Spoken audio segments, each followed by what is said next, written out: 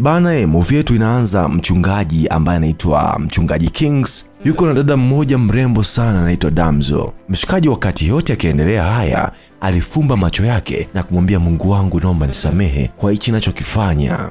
Kumbe jamaa ameoa na mke wake ni huyo hapa anaitwa Dakore. Mke wake alimpokea kwa bashasha na upendo mwingi sana. Karibu mume wangu, umerudi eh? Jamani kama hayuko sawa, mke wake akamuuliza una shida gani? Mshikaji akasema nilikuwa kumfanyia maombi mtu, nimechoka sana, naomba nikapumzike. Alikimbia haraka sana bafuni ili akatoe ile harufu. Alikuwa akioga huko akimwambia Mungu naomba nisamehe, nimezini, nimekutenda dhambi Mungu wangu. Baada ya kuoga alirudi chumbani kwake na kuketi kitandani. Mke wake alikuja na kuanza kumuuliza, mume wangu unajisikiaje? Jamaa akasema siko sawa sana. Mke wake akamwambia usijali, utakuwa sawa tu. Jambo hili alikutoka kichwani kwake, bado liliendelea kumpa mawazo sana. Jamaa alikuwa akilia huku akimwambia Mungu, naomba nisamehe, nimekosea sana. Siku ya